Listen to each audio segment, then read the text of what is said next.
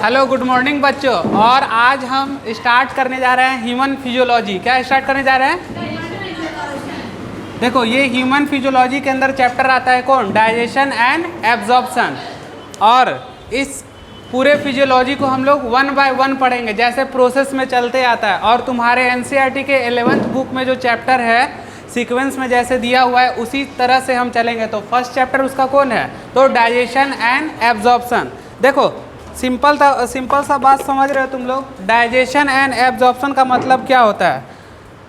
पिछले क्लास में हम क्लियर कराए थे तुम लोग को। देखो इधर ध्यान से देखेंगे, एनाटॉमी और फिजियोलॉजी के बारे में कुछ बताए थे ना?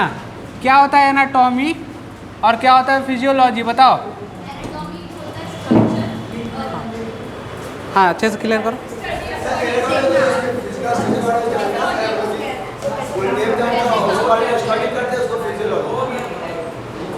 अच्छे, चलो इतना चीज़ तो हम बता दिए थे। अब देखो,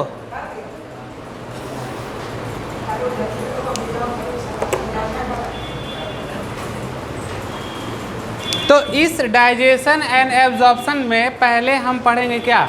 जो फिजियोलॉजिकल प्रोसेस है, यानी कि जो फिजियोलॉजी में हेल्प करेगा उस ऑर्गन के बारे में पढ़ेंगे। यानी कि जो डाइजेशन में जो ऑर्गन्स हेल्प कर रहा है उसके बारे में पढ़ेंगे, यानी उसके पहले ऑर्गन्स के बारे में पढ़ेंगे, यानी उसका एनाटॉमी पढ़ेंगे। तब हम उस ऑर्गन के फिजियोलॉजी के बारे में पढ़ेंगे। बस यहीं पे ख़त्म नहीं होता है, और उसको कोई हेल्प करने वाला भी ऑर्गन्स आता होगा, यानी उसके साथ जो हेल्प करेगा तो डाइजेस्टिव ग्लैंड होगा ना। तो देखो, तो पहले तो हम उस ऑर्गन्स को पढ़ेंगे जो कि हेल्प कर रहा है उसमें, और उस ऑर्गन को पढ़ेंगे जो कि उसको उस फिजियोलॉजी में यूज हो रहा है, यानी डाइजेस्टिव ग्लैंड को पढ़ेंगे ना। तो देखो, एक सिंपल सा प्रोसेस है क्या? Digestion and absorption. करते ही क्यों है डाइजेशन एंड एब्जॉर्प्शन? इसके पीछे तो कुछ रीजन होगा ना। यानी तुम जो खाना खाते हो, क्या डायरेक्ट खाते हो? डायरेक्ट पच जाता है? नहीं पचता है, कुछ ना कुछ तो प्रोसेस होगा। तो देखो, हम लोग का जो बेसिक नीड है पहले क्या है? तो देखो, स्टार्ट करते हैं। पहले हम लोग का बेसिक नीड क्या है? फूड। क्या है बाबू? फूड। अब देखो, ये फूड है और ये हम लोग के लिए कैसा है? तो बेसिक नीड है। देखो, किसी ना किसी रूप से इनडायरेक्टली बोलो तो ये फूड जो है क्या है? सोर्स ऑफ एनर्जी है। और ये एनर्जी कहाँ से आ रहा? यानी लाइट से आ रहा।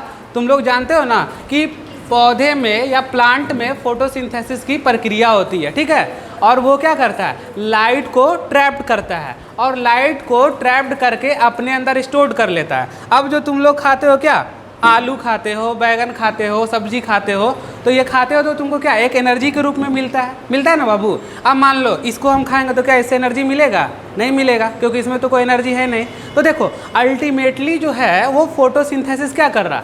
वो प्लांट लाइट के एनर्जी को क्या कर रहा? ट्रैप्ड कर रहा, और ट्रैप्ड करने के बाद क्या कर रहा? उसको स्टोर्ड कर रहा। अब वो जो प्लांट स्टोर्ड किए उसी को तो तुम खा रहे हो इनडायरेक्टली। यानी कि तुम जो खा रहे हो, जो भी सब्जी खा रहे हैं, सब्जी खाओगे, चावल खाओगे, दाल खाओगे, इसी से तो तुमको एनर्जी मिलेगा। तो देखो, अल्टीमेटली सोर्स क्या हुआ? डाइजेशन, मतलब इसका अल्टीमेटली फूड का सोर्स क्या हुआ? लाइट हुआ। यानी बिना लाइट का क्या तुम एनर्जी को यूज कर सकते हो? तो light is a source of energy. और उस एनर्जी को कहाँ ट्रैप्ड कर रहा? तो प्लांट ट्रैप्ड कर रहा। और प्लांट ट्रैप्ड कर रहा, उसके बाद तुम क्या कर रहे हो? वो प्लांट स्टोर किया और उसको तुम किसी ना किसी रूप से तुम उसको लिए, जिससे तुम्हारे अंदर क्या हुआ? एनर्जी आया। तो देखो, अब क्या क्या हेल्प करता है इस फूड में? बहुत सारा तो इसमें न्यूट्रिएंट्स भी रहेगा ना जो हेल्प करेगा। तो लिखो पहले फूड बेसिक नीड, लिखो इसको पहले।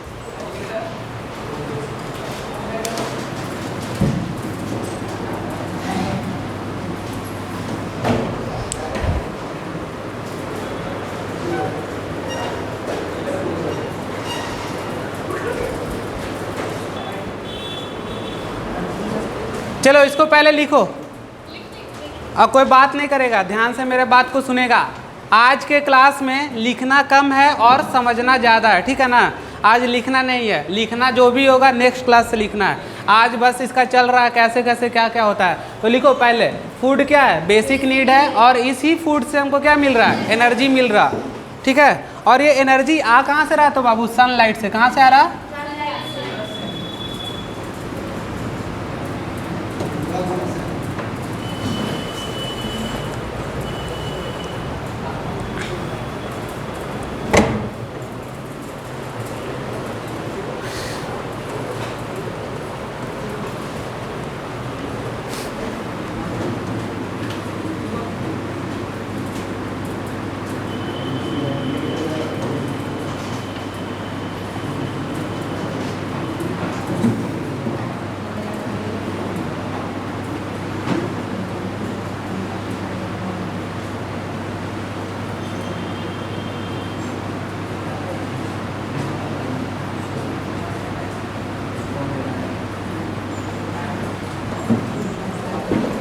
लिखो इसको।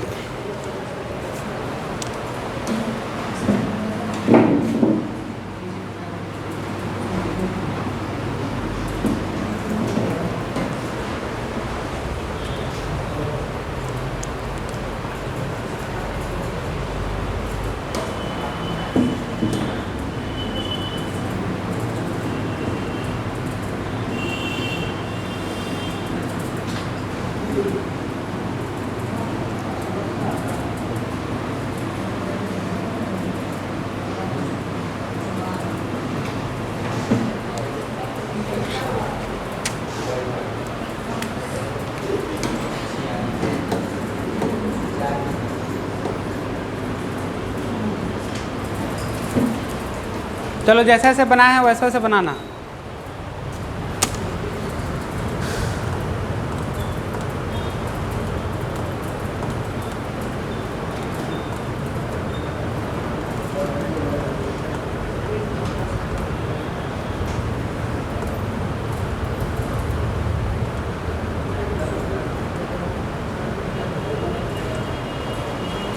देखो बाबू इधर समझो, यहाँ तक तो हम लोग समझ गए थे कि एनर्जी यानी कि लाइट को कैसे वो ट्रैप्ड कर रहा, स्टोर कर रहा और फिर हम उसको खा रहे तो हमको एनर्जी मिल रहा। यहाँ तक तो समझ गए थे। अब देखो बात आता है क्या कि फूड का कंपोनेंट क्या होता है, यानी इस फूड में क्या क्या कंपोनेंट है। तो देखो कंपोनेंट में क्या, कार्बोहाइड्रेट, प्रोटीन्स है, फैट है और न्यूट्रिएंट्स है, ठीक है ना।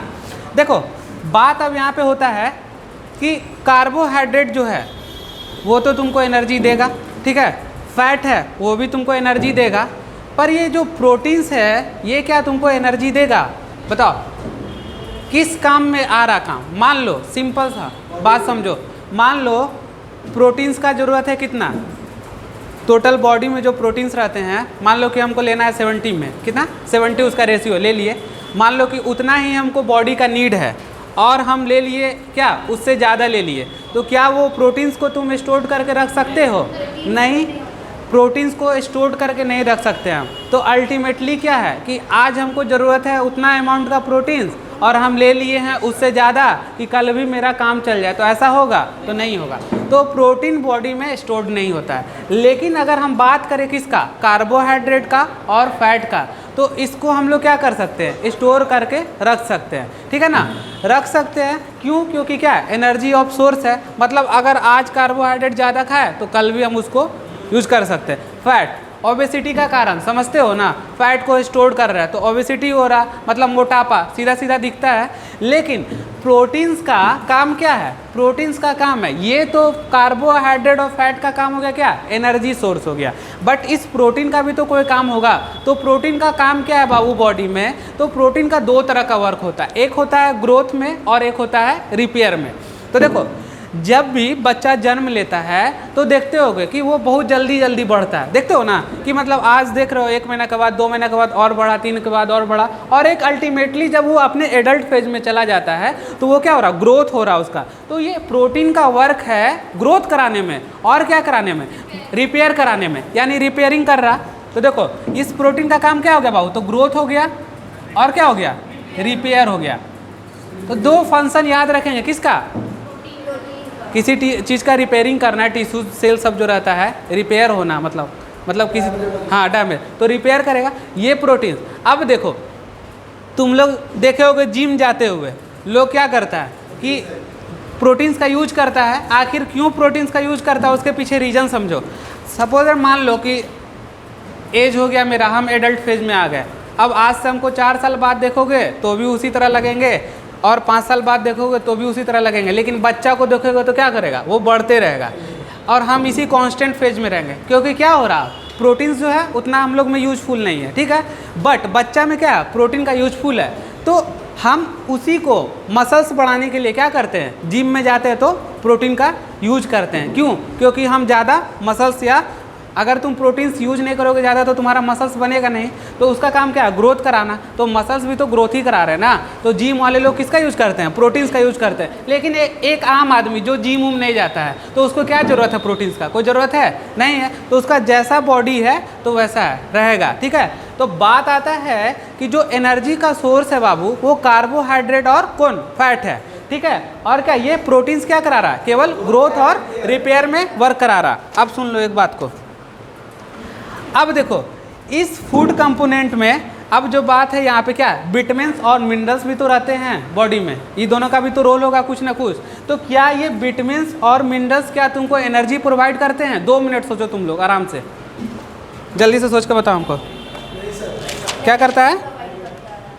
बॉडी को प्रोटेक्ट करता है। हाँ सोचो 2 मिनट।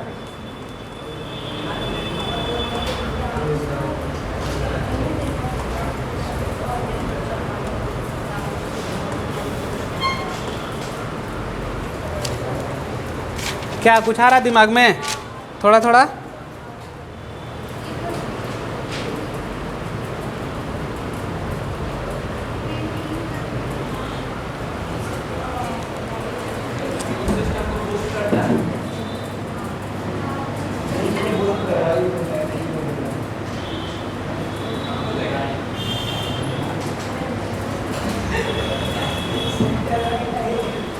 जल्दी बताओ।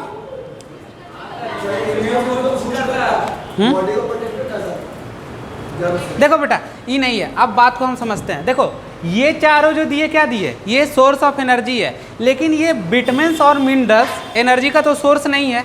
हाँ पर हमारे बॉडी में अगर विटामिन्स का कमी हो जाता है तो कोई ना कोई तो डिजीज होता है ना, मिनरल्स भी कम हो गया तो दिक्कत हो जाएगा, तो विटामिन्स हो जाएगा। जैसे देखते होगे मुंह में कभी कभी छाला पड़ जाता है तो क्या होता है, विटामिन B12 का लेते हो ना तुम लोग बाहर से टैबलेट, बी कॉम्प्लेक्स, साइनाकोबालामिन नाम रहता है उसका, तो क्या विटामिन्स की कमी से वो हुआ। लेकिन बाबू देखो यहाँ कॉन्सेप्ट क्या है, तो ये दोनों एनर्जी नहीं देगा, नॉट एनर्जी, क्या देगा, एनर्जी नहीं देगा, पर ये चारों क्या कर रहा है, एनर्जी दे रहा। अब देखो वाटर भी है, क्या वाटर एनर्जी देगा, तो वाटर भी एनर्जी नहीं देगा,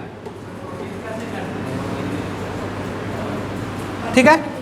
अब देखो ये वाटर भी एनर्जी नहीं देगा, लेकिन देखो बात को समझो, ये विटामिन्स मिनरल्स भी नहीं दे रहा और वाटर भी नहीं दे रहा, लेकिन किसी ना किसी रूप में तो हेल्प कर रहा होगा एनर्जी लेने के लिए। क्या इसके बिना एनर्जी हो सकता है? भल्लो एनर्जी नहीं दे, बात यहाँ पे है कि ये एनर्जी नहीं दे, लेकिन किसी ना किसी रूप में वो एनर्जी को क्या करता होगा, किसी ना किसी मेटाबॉलिक एक्टिविटी चल रहा होगा उसमें ये हेल्प कर रहा होगा इसके। हाँ इनडायरेक्टली। तो देखो विटामिन्स और मिनरल्स का भी रोल है किसमें, एनर्जी के सोर्स में, बट ये डायरेक्ट एनर्जी नहीं देता है। अब यहाँ पे तुम समझ गए ना, ये चारों क्या कर रहा है तुमको, ये एनर्जी दे रहा है, लेकिन प्रोटीन्स का अलग केस है। अभी समझाया ना, प्रोटीन क्या कर रहा है, केवल ग्रोथ दे रहा और रिपेयर का काम कर रहा।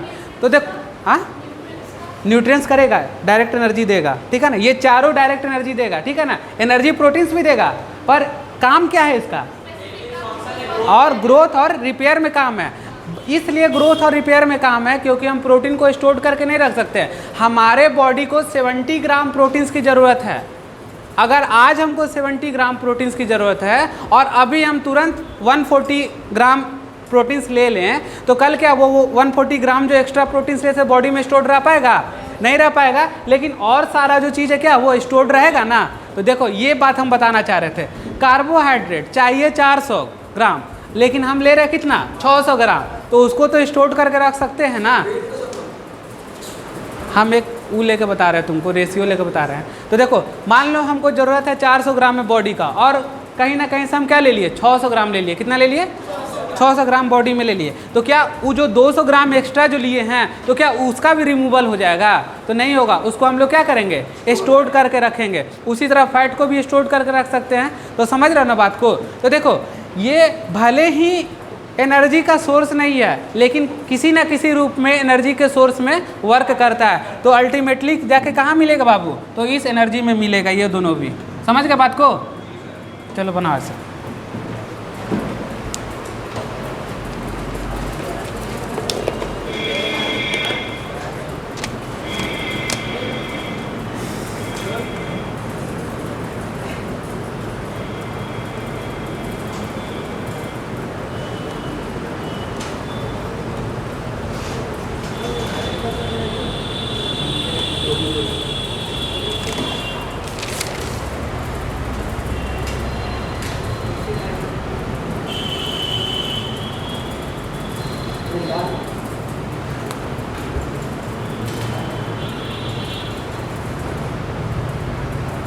चलो लिख लिए।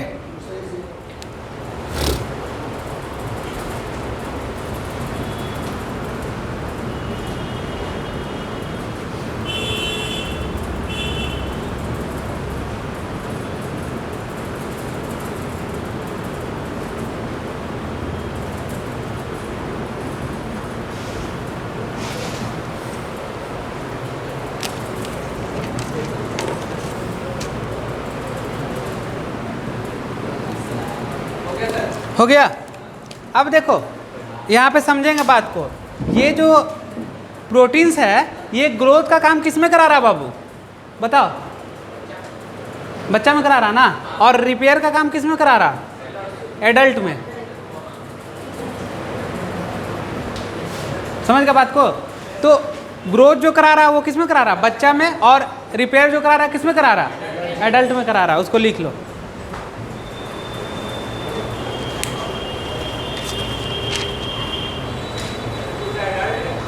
हाँ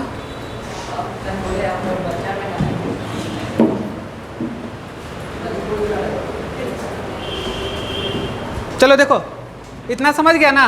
अब बात को देखो, कॉन्सेप्ट समझो एक बात। देखो ये जो वाटर है इसका तो लॉस किसी ना किसी रूप से होता है ना। वाटर का लॉस कैसे कैसे हो सकता है बताओ तुम लोग, थोड़ा सा सोच के बताओ हमारे बॉडी में। हाँ बताओ। हाँ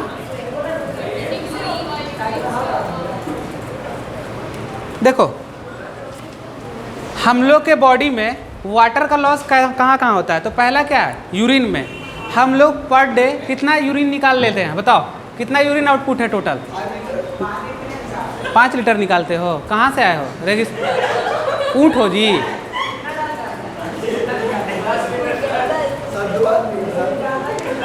देखो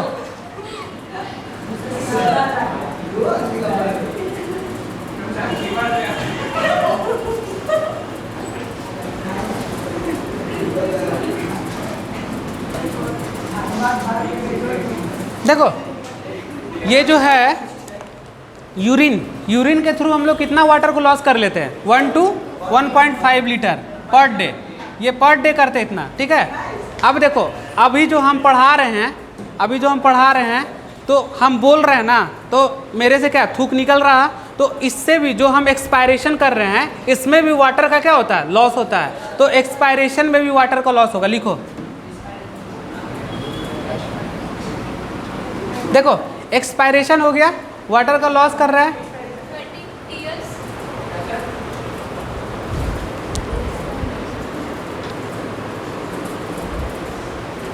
देखो वाटर का लॉस कहाँ हो रहा है? यूरिन के थ्रू हो रहा है एक बार, और कहाँ? एक्सपायरेशन से।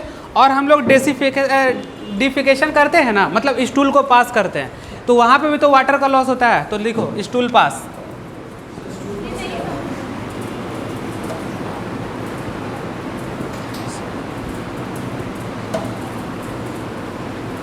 और कहाँ पास कर सकते हैं? स्वेटिंग में कर सकते हैं बाबू। देखो तो वाटर का लॉस कहाँ कहाँ हो रहा है? देखो तो पहला कहाँ? यूरिन के थ्रू आउट हो रहा।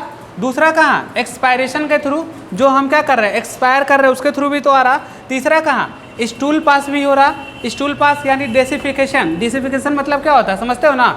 इजेशन मतलब क्या बोलते हैं? Excretion, removal of waste material, जानते हो ना? तो वहाँ पे भी तो वाटर का लॉस होगा ना, वहाँ होगा। और क्या, अभी जो हम लोग गर्मी के दिन में क्या कर रहे हैं? स्वेटिंग कर रहे हैं, तो वाटर का लॉस देख रहे हो कितना जगह से हो रहा है। तो इसको लिखो, वाटर लॉस कहाँ कहाँ से होता है।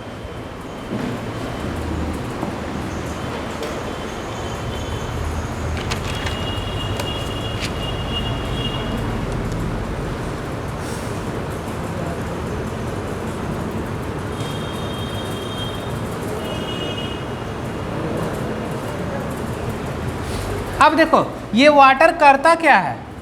तो ये वाटर करता है प्रिवेंट डिहाइड्रेशन। क्या बाबू?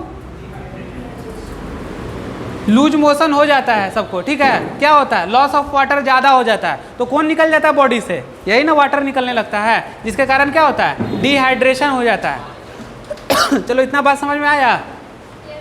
लिखो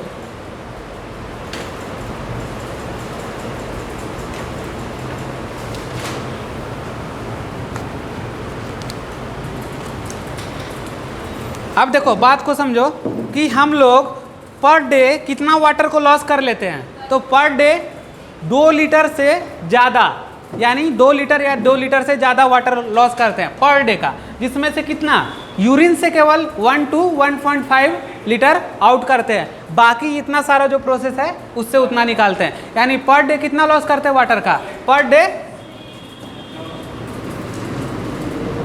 2 लीटर वाटर लॉस। कहाँ से, इन बॉडी, मतलब पर डे बॉडी से 2 लीटर वाटर को हम लोग क्या करते हैं, लॉस करते हैं। अब देखो ये वाटर का काम क्या है, ये वाटर भी तो ना किसी रूप से सोर्स ऑफ एनर्जी का काम कर रहा होगा, यानी मेटाबॉलिक रेगुलेटर, समझते हो, मेटाबॉलिक रेगुलेटर, मेटाबॉलिक रेगुलेटर। देखो बात को समझो एकदम अच्छे से। रेगुलेटर, ये पंखा का रेगुलेटर है ना, क्या कर रहा है, इसको रेगुलेट करके तुम कम और ज़्यादा कर रहे हो ना।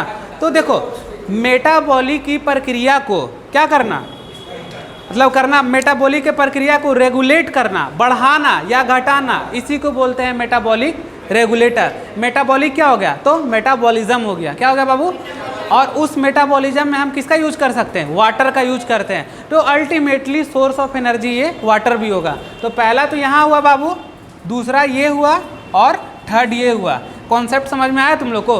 तो ये किसी ना किसी रूप से क्या कर रहा, मेटाबॉलिक रेगुलेटर का काम कर रहा। तो लिख लो मेटाबॉलिक रेगुलेटर।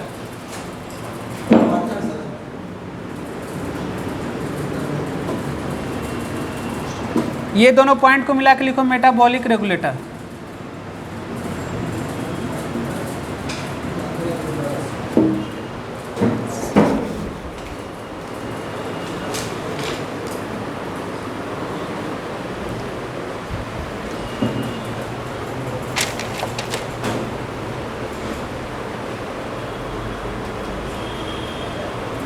हो गया। चलो यहाँ तक किसी को कोई दिक्कत, कोई कंफ्यूजन, कोई भी डाउट हमसे पूछो, हम आगे बढ़ेंगे थोड़ा। अब किसी को कोई दिक्कत है इतना में, बेसिक समझ में आ रहा क्या है, व्हाट इज़ फूड, ये सब समझ में आ गया ना, कैसे करते हैं। चलो देख लिए ये सब बात। इम्पॉर्टेंट पॉइंट ये देखो, ये पूरा क्लास का मेरा मेन थीम क्या है पता है तुम लोग को, डाइजेशन और एब्जॉर्प्शन का डिफिनेशन बताना। जब ये हम पूरा कंप्लीट कर लेंगे तब तुम लोग को लिखाएंगे आखिर होता क्या है डाइजेशन और एब्जॉर्प्शन, ठीक है। तो अभी ये चल रहा बेसिक, ठीक है।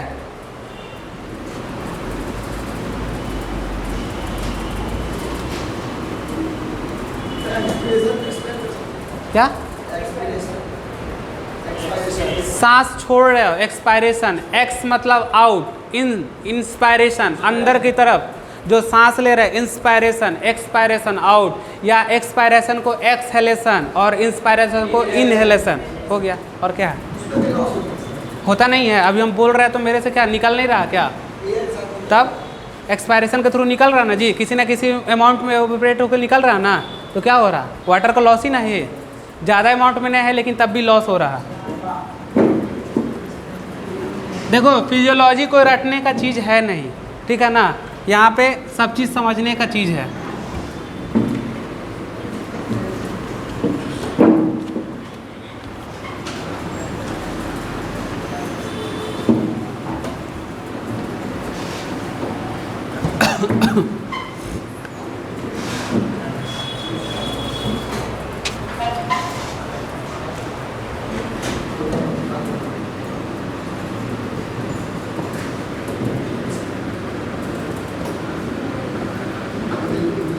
लिखो, प्रोटीन इज कैसा सब्सटेंस है,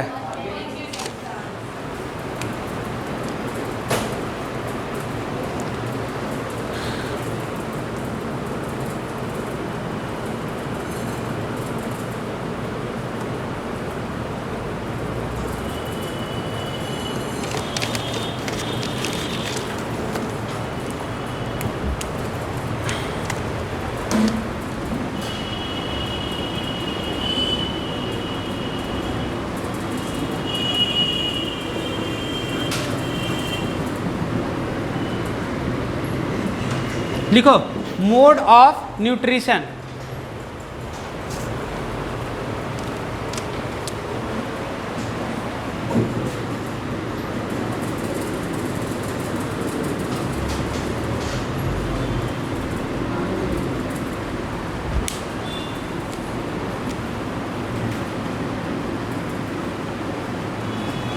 कहाँ गया बेसिक क्लास? किया था ना सब? बताए थे क्या होता है होलोजोइक? बताओ। सर जो complex molecules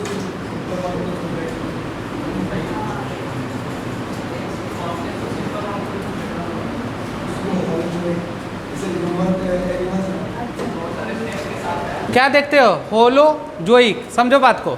mode of nutrition, होलो, होलो मतलब क्या? कंप्लीट। जोइक मतलब कैसा? जानवर को खाते देखे हो, चबाते हुए? उसी तरह तो हम लोग भी चबाते हैं, तो कैसा होगा? हम लोग का भी वैसा ही होगा। तो एनिमल्स लाइक, होलोजोइक मतलब वो लोग जिस तरह से फूड को चबाते हैं उसी तरह हम लोग भी फूड को क्या करते हैं? चबाते हैं। तो होलो का मतलब कंप्लीट और जोई का मतलब एनिमल्स लाइक। लिखो।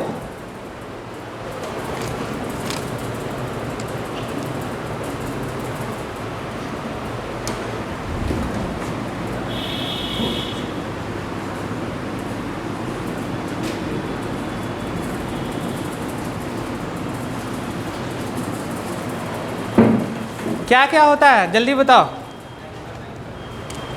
क्या?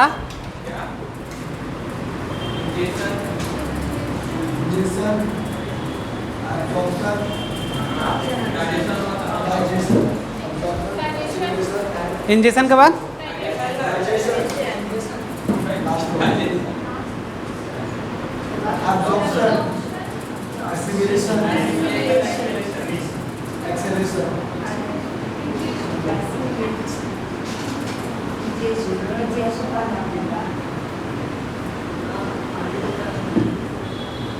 और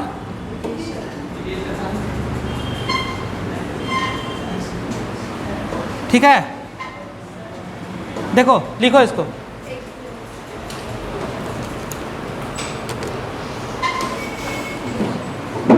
एक ही एल होगा इसमें बाबू, सॉरी गलती हो गया। ऐसी मी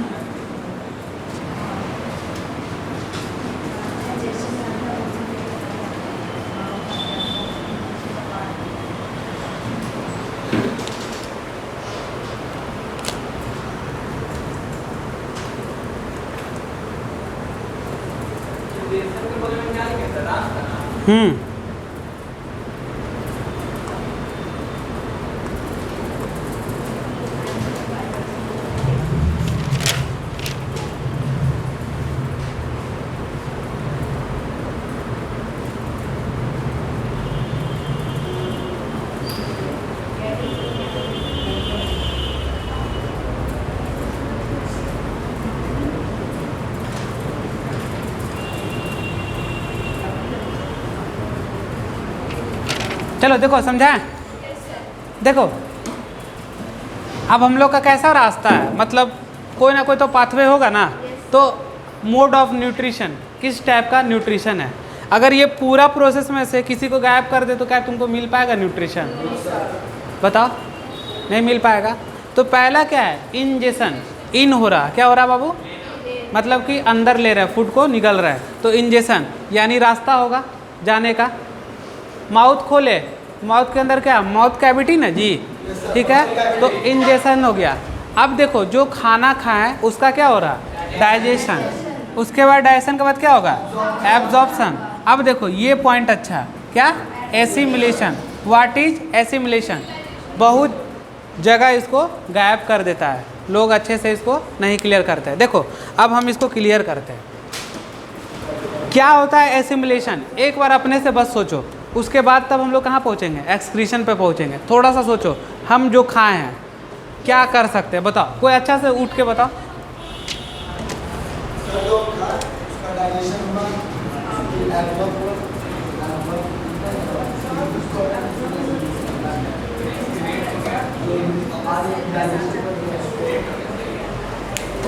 देखो कार्बोहाइड्रेट खाएं, ठीक है ना? क्या खाएं? कार्बोहाइड्रेट में क्या खाते हो तुम लोग? क्या? रोटी खा के आया ना जी। रोटी क्या है? पॉलीसेक्राइड है, मोनोसेक्राइड है, डाइसेक्राइड है, क्या है पता है? पॉलीसेक्राइड है। क्या पॉलीसेक्राइड को कभी तुम डाइजेस्ट कर सकते हो? वो डाई में टूटेगा, फिर कहाँ टूटेगा? मोनो में टूटेगा, तब तो जाके उसको क्या करेंगे हम? उसको डाइजेस्ट कर पाएंगे। तो सपोज डेट मानो हम लोग क्या खाए, कार्बोहाइड्रेट खाए। अब देखो ये डाइजेस्ट कर क्या बना देता है, ग्लूकोज।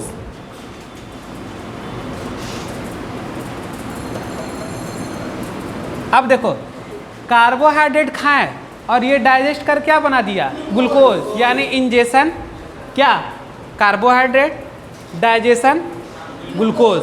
अब आगे का प्रोसेस देखो क्या हो सकता है, बताओ जल्दी, समझो बात को। अब ग्लूकोज को क्या किए, एब्जॉर्ब किए। क्या किए बाबू,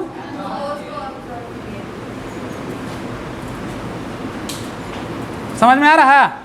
अब देखो खाए कार्बोहाइड्रेट, डाइजेस्ट किए ग्लूकोज को, और ग्लूकोज को क्या किए, एब्जॉर्ब कर लिए। कहाँ तक पहुँच गए, एब्जॉर्प्शन। अब देखो क्या हो सकता है, बताओ थोड़ा सोचो। अब ये ग्लूकोज कहाँ जाएगा, सेल में जाएगा।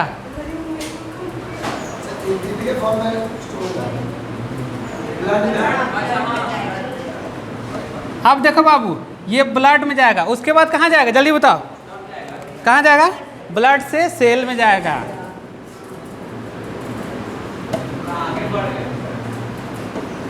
देख रहे हो इस पूरा कार्बोहाइड्रेट से आ गया ना पूरा चीज़। तो देखो खाए कार्बोहाइड्रेट, डाइजेस्ट किए ग्लूकोज को, एब्जॉर्ब भी ग्लूकोज किए, और ग्लूकोज को अल्टीमेटली कहाँ में जाएगा, ब्लड में जाएगा, और ब्लड से कहाँ जाएगा, सेल में जाएगा। अब उसके बाद क्या होगा, सेल में चला गया तो सेल इसको यूटिलाइज कर लेगा। चलो लिख लो इसको, सीक्वेंस को लिखना है तो आ रहा समझ में। हाँ यूटिलाइज मतलब समझ ले रहे हो, कहाँ से तुमको बॉडी में एनर्जी मिल रहा है, यही यूटिलाइजेशन से ना मिल रहा है जी। रोटी खाए तो रोटी जब तक यहाँ तक नहीं पहुँचेगा तब तक तुमको कहाँ से मिलेगा बताओ। कोई भी अगर एक स्टेप गायब करेंगे तो एनर्जी मिलेगा, नहीं मिलेगा। तो चलो यहाँ लिखो सेल यूटिलाइज।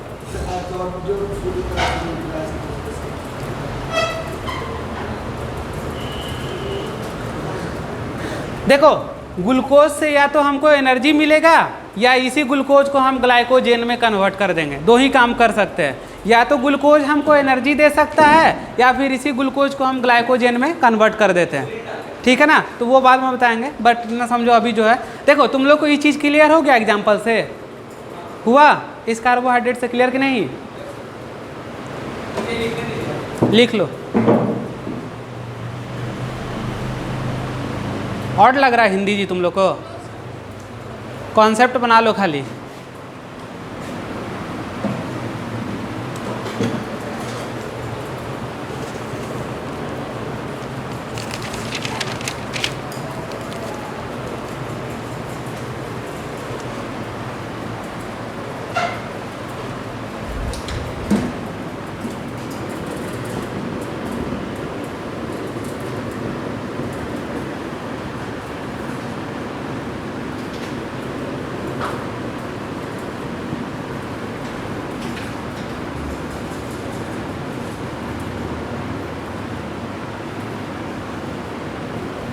नोट करके लिख लेना, ग्लूकोज गिव्स एनर्जी और ग्लूकोज कन्वर्ट इनटू ग्लाइकोजेन। बस यही दो पॉइंट था इसमें।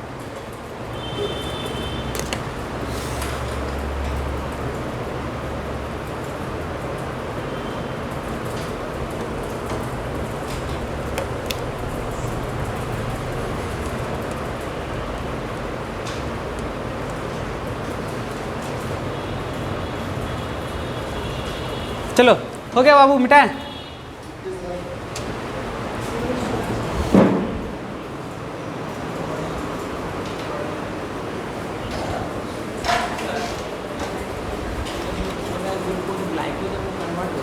इंसुलिन हार्मोन की तरह होता है ना, होता है। ग्लाइकोजिनोलाइसिस पढ़ाएंगे गना, अभी नहीं पढ़ाएंगे। हाँ पढ़ाएंगे थोड़ा। हाँ अल्लाह करता है, मेरा कंसंट्रेशन भंग करता है जी। पढ़ाने वक्त बहुत कंसंट्रेशन चाहता है।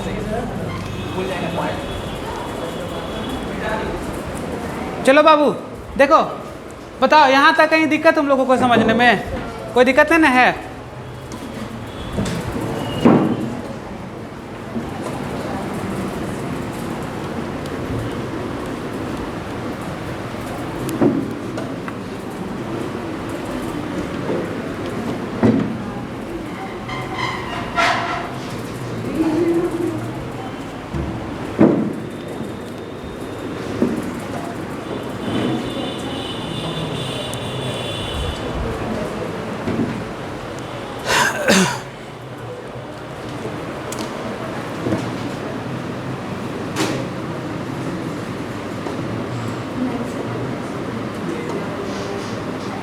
देखो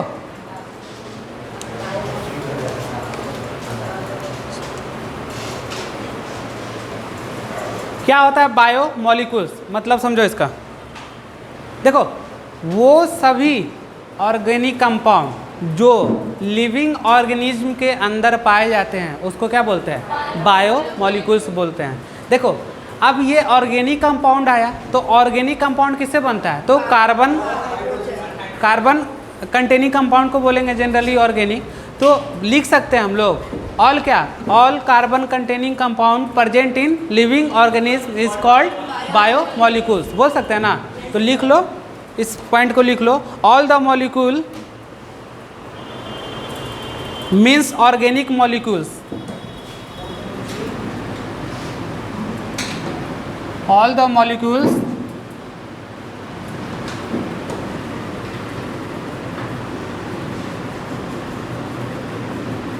ऑर्गेनिक। कैसा हो रहा, ऑर्गेनिक ना हो जाएगा बाबू, तो कैसा ऑर्गेनिक मॉलिक्यूल और कार्बन कंपाउंड प्रेजेंट इन, कहाँ बाबू,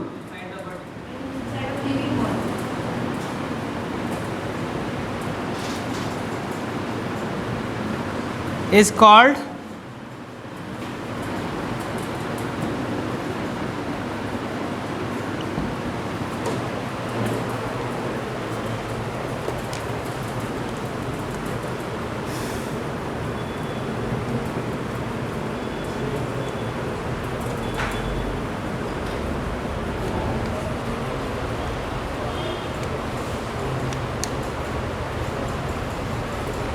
देखो आखिर हम लोग को नीड ऑफ डाइजेशन क्यों जरूरत पड़ा इस डाइजेशन का, इसके पीछे रीजन समझते हैं। आखिर हमको क्यों नीड पड़ा इस डाइजेशन का, तो बाबू देखो ये जो बायो मॉलिक्यूल्स है इसी को हम लोग बोल सकते हैं बायो मैक्रो मॉलिक्यूल्स, बोल सकते हैं ना। क्यों, क्योंकि नेचर में जो है ये जो बायोमॉलिक्यूल सब्सटेंस है ये इतने बड़े बड़े होते हैं कि इसको हम लोग डायरेक्ट क्या कर सकते हैं, डाइजेस्ट नहीं कर सकते हैं। तो इसको हम लोग क्या बोले, बायो मैक्रो मॉलिक्यूल्स बोले। क्यों, क्योंकि देखो प्रोटीन्स है, प्रोटीन्स क्या है, बायो मैक्रो मॉलिक्यूल्स है। अब प्रोटीन्स के अंदर बहुत सारे एमिनो एसिड के चैन मिलते हैं, तो वो एक बड़ा कंपाउंड हो गया। तो क्या बायोमॉलिक्यूल सब्सटेंस प्रोटीन्स है, पर वो बड़ा होने के कारण उसको हम लोग क्या बोल रहे हैं, तो बायो मैक्रो मॉलिक्यूल्स बोलते हैं। समझ रहे हो बात को ना, बायो मैक्रो मॉलिक्यूल्स। तो क्या हम लोग डायरेक्ट बायो मैक्रो मॉलिक्यूल्स को डाइजेस्ट कर सकते हैं, यानी उस बायो मैक्रो मॉलिक्यूल्स को हमको ब्रेक करना होगा। तब जब हम उसको ब्रेक कर लेंगे तभी हम उसको क्या कर सकते हैं, यूटिलाइज कर सकते हैं, तभी तो यूटिलाइज कर सकते हैं। तो क्या हो गया, बायो मैक्रो मॉलिक्यूल। मतलब अगर यहाँ ऑब्लिक दे के हम मैक्रो लिख दें तो समझ जाओगे बात को। देखो मैक्रो मतलब क्या, बड़ा। अब बड़ा मतलब क्या, प्रोटीन कैसा चीज़ है, बड़ा। तो प्रोटीन क्या है, प्रोटीन। और मान लो क्या है यहाँ पे, पॉलीसेक्राइड। क्या हो गया बाबू, पॉलीसेक्राइड। चावल क्या है, पॉलीसेक्राइड है ना। ये क्या है, बायो मैक्रो मॉलिक्यूल। क्यों, क्योंकि इस प्रोटीन के अंदर मोर नंबर ऑफ एमिनो एसिड होगा ना बाबू। तो इसलिए हमको डाइजेशन का जरूरत पड़ा।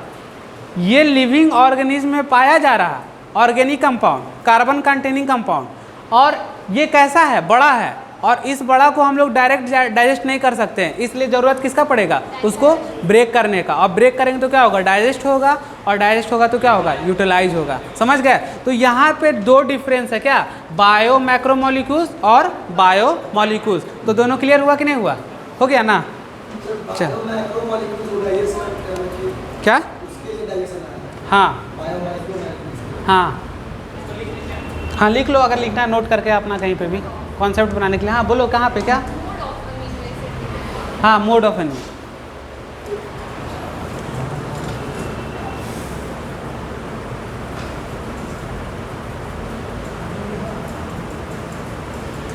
देखो नेचर में कभी भी ग्लूकोज नहीं है, या तो पॉलीसेक्राइड है या तो ओलिगोसेक्राइड है। अच्छा लिख लो पहले, फिर समझाते हैं।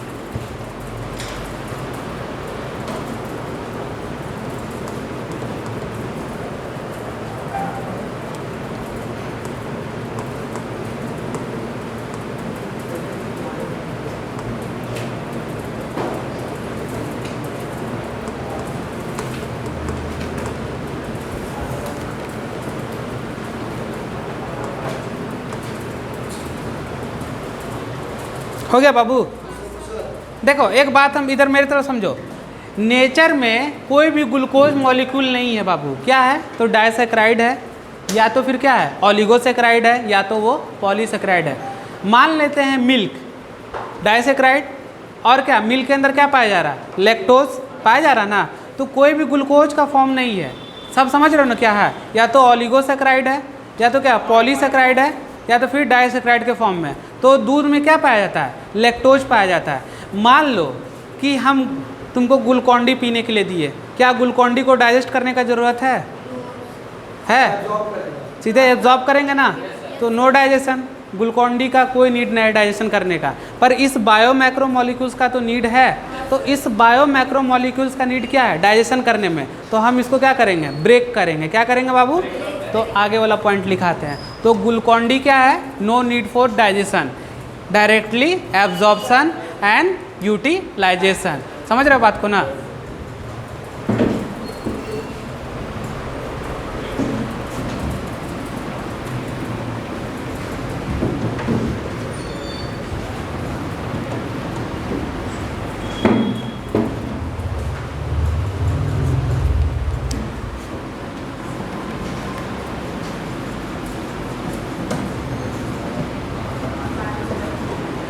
चलो इसको लिख लेना, बायो मैक्रो मॉलिक्यूल।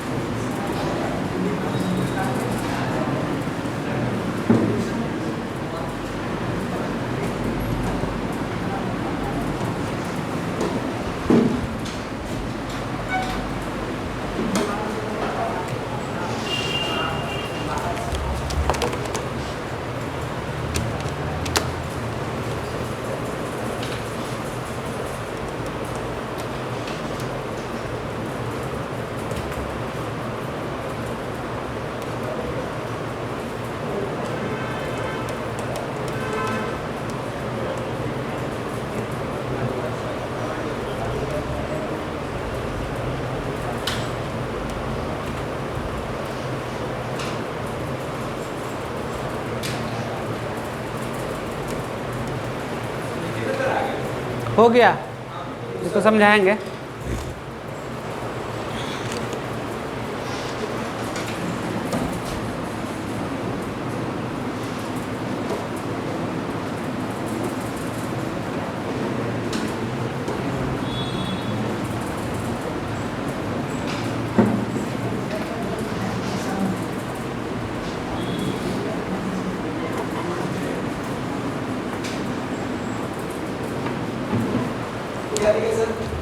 हाँ,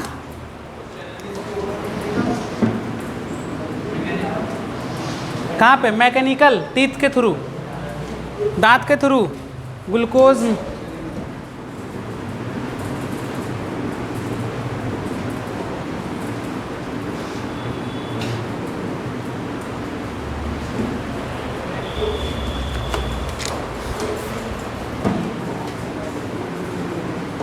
देखो अब इसको समझते हैं, सुनो।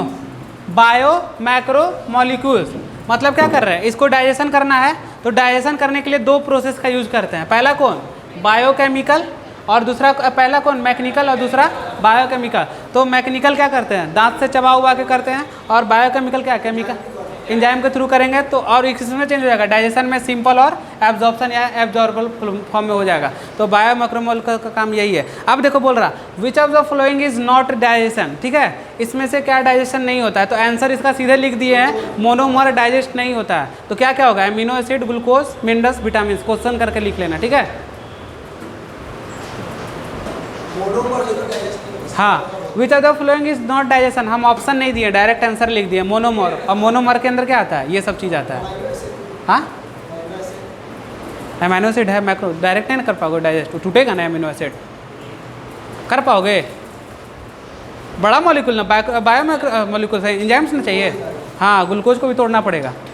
चलो इतना समझ गए बात को। अब तुम लोग का आता है डाइजेशन का डिफिनेशन। हाँ डायरेक्ट आंसर है मोनोमर। और मोनोमर में क्या आता है? ये चारों चीज़ आता है। ठीक है, चलो मिटा इसको।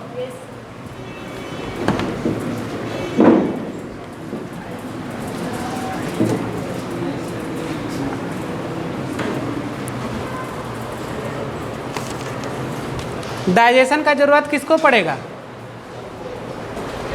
डाइजेशन का जरूरत किसको पड़ेगा? ऐसा मॉलिक्यूल जो एब्जॉर्ब नहीं हो सके उसको डाइजेशन का जरूरत पड़ेगा। ठीक है, नीड। अब देखो टोटल का समरी क्या है?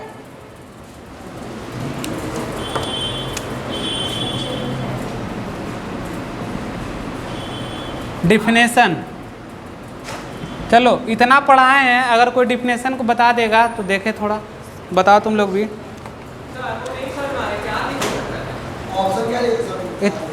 क्या नहीं समझ में आया? अरे डायरेक्ट आंसर नहीं लिखा हुआ है, ऑप्शन है वो, तो चारों डाइजेस्ट नहीं होगा।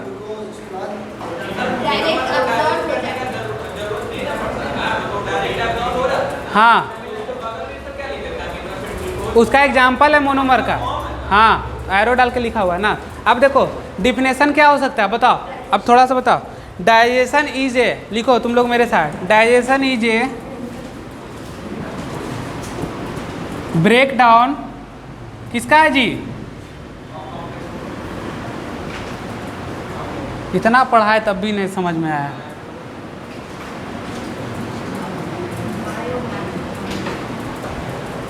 Digestion is breakdown of macro molecules. कैसे कैसे होता है?